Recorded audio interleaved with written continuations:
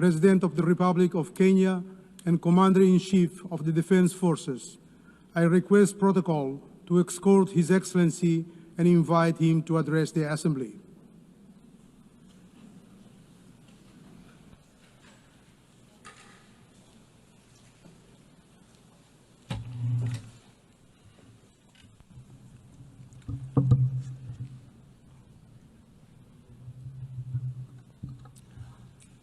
Madam President, the President of the 88th session of the UN General Assembly, Madam Annalena Baerbock, Secretary General of the United Nations, Antonio Guterres, Excellencies, Heads of State and Government, distinguished delegates, ladies and gentlemen. I congratulate you, Madam President, on your election to preside over the 80th session of the UN General Assembly. Madam President, you can count on Kenya's full support throughout your tenure as you steer the Assembly into the future. Ladies and gentlemen, 8 years ago, in the aftermath of the unprecedented global destruction and devastating war, the international community came together in hope. They created this organization, the United Nations, as a shield against the horrors of war, as a platform for dialogue, and as a bridge to a better, fairer, more secure global community. What is often forgotten or not mentioned today is that the United Nations grew out of the failure of the League of Nations that existed between 1919 and 1945. The League of Nations did not collapse for lack of good intentions or noble objectives. Formed at the end of the First World War and as part of the Treaty of Versailles, it was humanity's first attempt to build a permanent international organization to stop aggression and war and bring nations together. Its ambitions were to achieve collective global security, disarmament, peaceful dispute resolution, and cooperation on humanitarian and social issues. Despite these ideals, the League of Nations failed. The United States never joined, other great powers came and went, and without enforcement authority, its condemnation carried little weight. When Japan invaded Manchuria, when Italy marched into Ethiopia, and when Hitler openly defied its rules, the League stood by, helpless and powerless. By the late 1930s, its credibility had collapsed, and with the outbreak of the World War II, it was rendered irrelevant. Madam President, this history is both a lesson and a warning. Institutions rarely fail because they lack vision or ideals. More often, they drift into irrelevance when they do not adapt, when they hesitate to act, and when they lose legitimacy. To remain relevant, institutions must be reimagined, must be reformed, renewed, and aligned with emerging realities. 8 decades ago, the founders of the UN sought to correct the failures of the League of Nations by creating a stronger, more inclusive organization anchored in the principles of, and I quote, "We the people of the United Nations, determined to save succeeding generations from the scourge of war," end of quote. Today, we are gathered for the UN at 80. The question is unavoidable. Is the United Nations relevant to the demands of our time? Can it continue to serve humanity in the face of current realities? Or has it become a relic of a bygone era? Madam President, Excellencies, we meet against a grim global backdrop.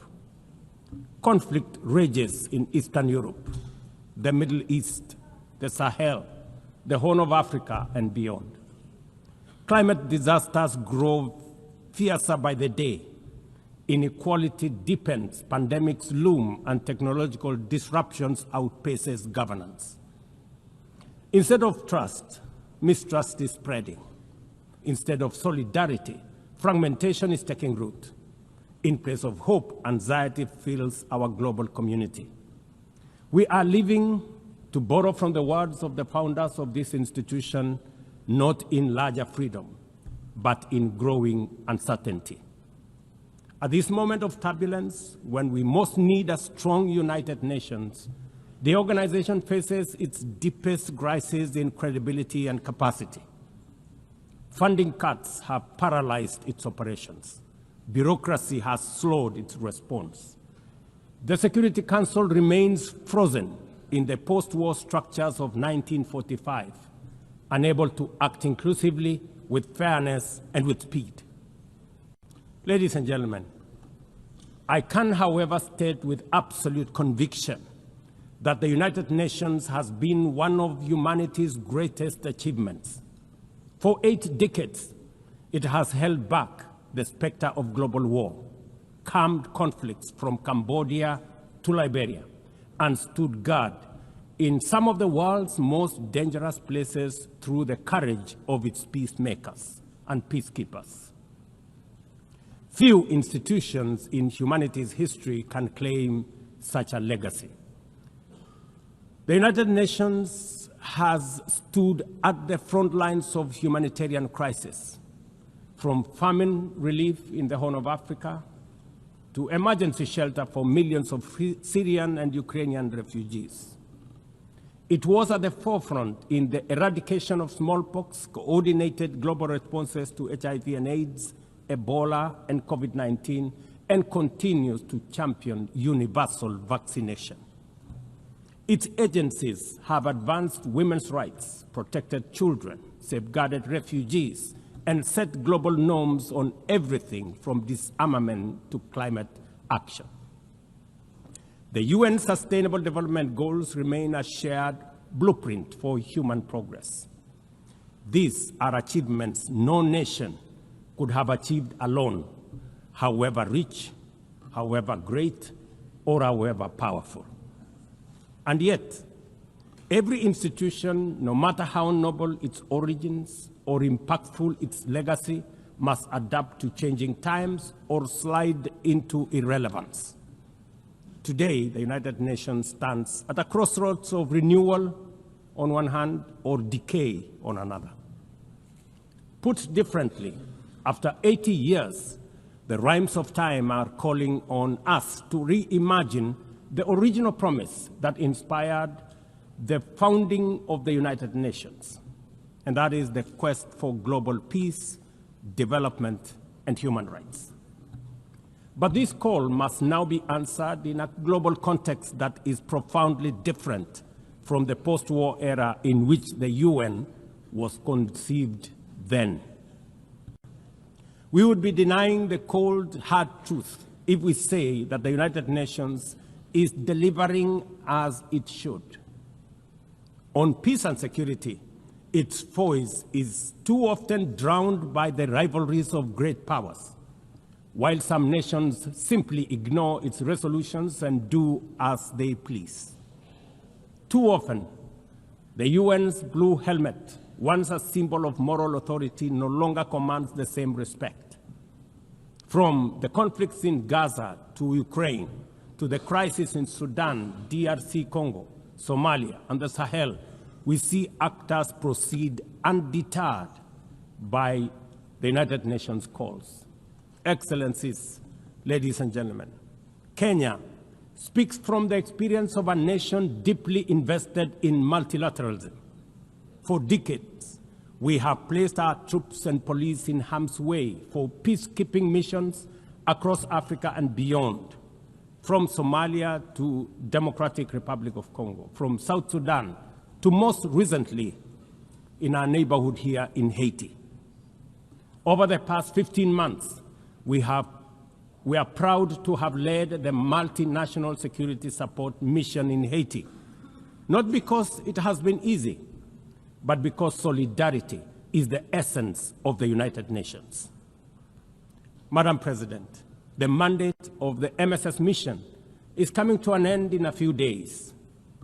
as the lead nation, allow me to briefly share our experiences, the successes and the challenges, as both a cautionary tale and a living lesson about the strengths and weaknesses of the current global security governance architecture. For far too long, the people of Haiti called out to the world. Too often, their pleas were met with silence, hesitation, or half measures. Haiti became a tragic reminder of what happens when the international community looks away, prevaricates, or offers half-hearted support. When Kenya responded to the quest for the Haitian authorities, it was in the belief that we were joining a genuinely multinational effort.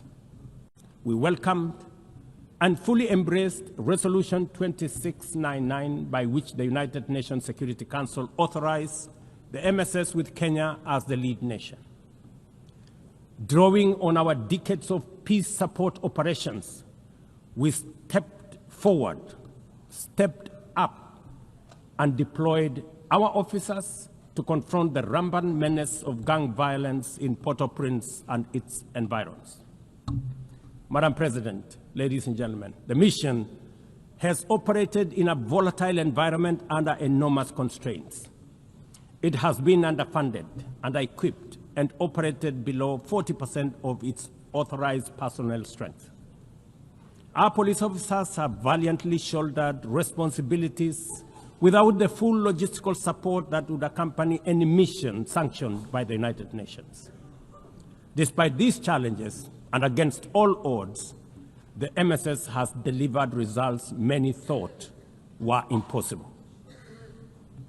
The presidential palace, once under siege from gangs, is today restored as the seat of government. The police headquarters and the police training center, once overrun by gangs, are now secure, with the academy resuming the training of new police officers, over 700 of whom graduated a few months ago. Schools that have been shattered by violence have reopened, with children back in class, learning and progressing.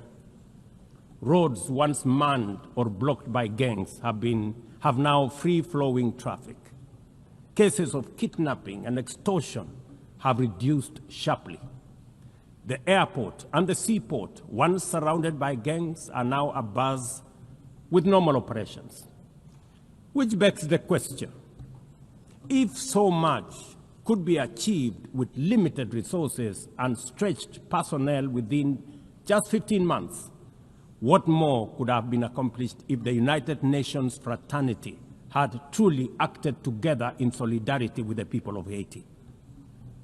From this podium, I wish to assure all partners and actors that with the right personnel, adequate resources, appropriate equipment, and necessary logistics, Haiti's security can be restored. Gangs can be neutralized and the safety of streets, schools, hospitals, and homes secured. The continued harassment, abductions, and criminal acts undermining the lives of Haitians are unacceptable, unjustifiable, and must be stopped by this organization, the United Nations. Madam President, as the UN Security Council deliberates on the next steps, we must not lose sight of the fact that the situation in Haiti demands sustained, coordinated, and undivided international attention. A careful and orderly transition from MSS is essential to consolidate the hard-won gains so far achieved. I urge the Security Council and all partners to remain steadfast in ensuring that Haiti moves forward on a path of peace, stability, and renewal. Ladies and gentlemen, on human rights, our principle is clear and unwavering. The protection of civilians and respect for humanitarian law cannot be applied selectively. We cannot condemn suffering in one place and turn a blind eye in another. Kenya is gravely concerned by the humanitarian catastrophe in Gaza. and by the immense suffering of civilians caught in the devastation of disproportionate military operations.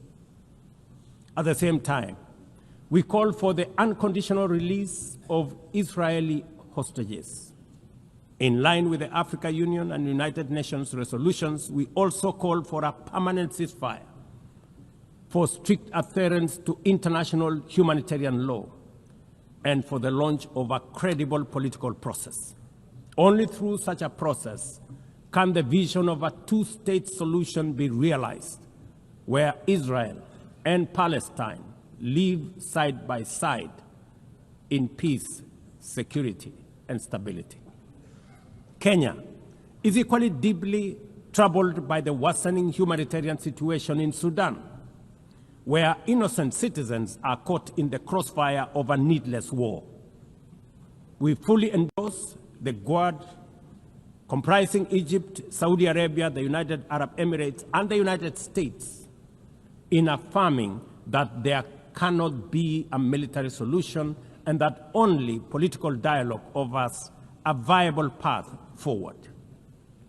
We join the Quad in urging all parties, including SAF, RSF, and the external actors, to respect Sudan's sovereignty, unity, and territorial integrity, and firmly reject any attempts to divide the country, reaffirming our unwavering support for a unified Sudan for the benefit of all its people.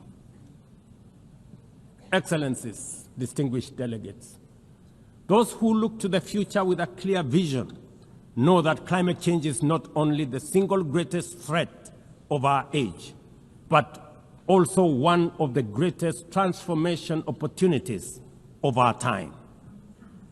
The global stocktake has made it plain that the world is off track. Current national determined contributions are steering us towards temperature rises far beyond any safe threshold. This is the difference between survival on one hand and devastation for millions across the world on the other. Kenya and Africa are not passive victims of this crisis. We are taking bold steps showing that climate action is not only possible, but can also be the foundation for inclusive growth. We are building a climate-resilient society by embedding adaptation into every sector, from agriculture and energy to infrastructure and livelihoods, to sustainable mining and artificial intelligence. This ambition is visible on the ground. Today, 93% of Kenya's electricity comes from renewable sources: geothermal, wind, solar, and hydro.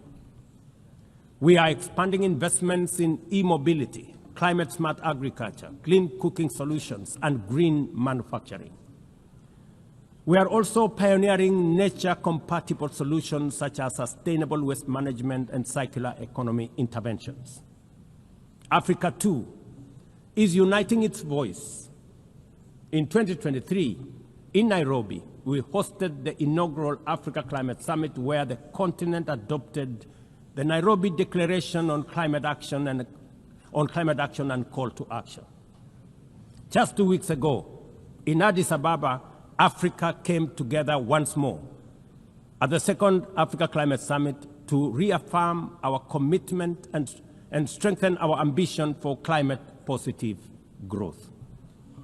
We declared Africa not just as a victim of the crisis, but as a source of solutions, with climate action driving economic growth, transformation, and job creation for our communities. Ambition, ladies and gentlemen, cannot stand on willpower alone. Implementing our new NDCs will require $56 billion. That is why we call on the global community to unlock the $300 billion agreed at Baku, and to accelerate negotiations towards the new $1.3 trillion goal under the Baku-Belém roadmap. Without affordable finance and without reform of the international financial architecture, the promise of climate action in Africa will remain constrained. Madam President, in the aftermath of World War II, the Bretton Woods institutions were created to stabilize the global economy and rebuild war-torn Europe. At that time, their design reflected the power and interest of the victorious nations, who were also their primary shareholders and beneficiaries. The IMF was tasked with upholding the gold standard exchange rate system, while the World Bank was established to finance Europe's reconstruction. Both have since evolved into development finance institutions, but their structures, decision-making, and governance remains dominated by wealthy nations. Today, the global context is vastly different. The global standard collapsed 5 decades ago, and Europe has long since been rebuilt. Yet, the governance of these institutions has not kept pace with needs of a multipolar world, especially the needs of poor and developing nations. The mismatch between shareholders and stakeholders has become starkly visible. For instance, during the IMF's recent allocation of special drawing rights, 64% went to wealthy nations. Just imagine, 64%. With little need for liquidity support. They didn't need the money anyway, but they got 64%. While the poorer countries received just 2.4%. What a disconnect. The imbalance highlights how the very institutions meant to safeguard global finance stability often perpetuate inequality and instability. I have argued, and I say it again, that the current global financial architecture punishes poor countries with high interest rates and enormous conditionalities, while rewarding rich nations with lower interest rates and softer lending rates.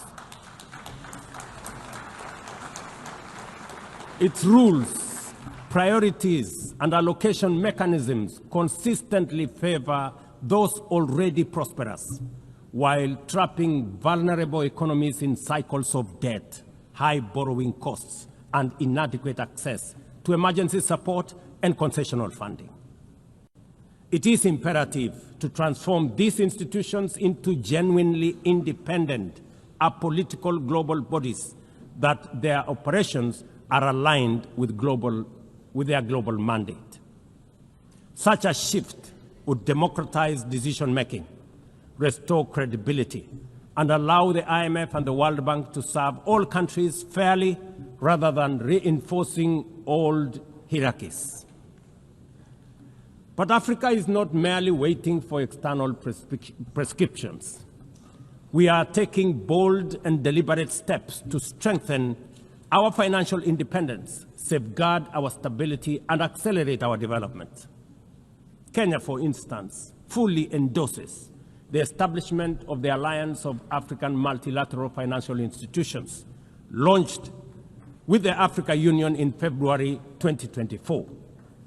This alliance brings together our homegrown banks, Afrexim Bank, the Africa Finance Corporation, the Trade and Development Bank, Shelter Africa Re, Africa Development Bank, Africa Trade and Investment Development Insurance, and ZEPRI, institutions that embody Africa's determination to mobilize resources, finance trade, and build resilience on our own terms.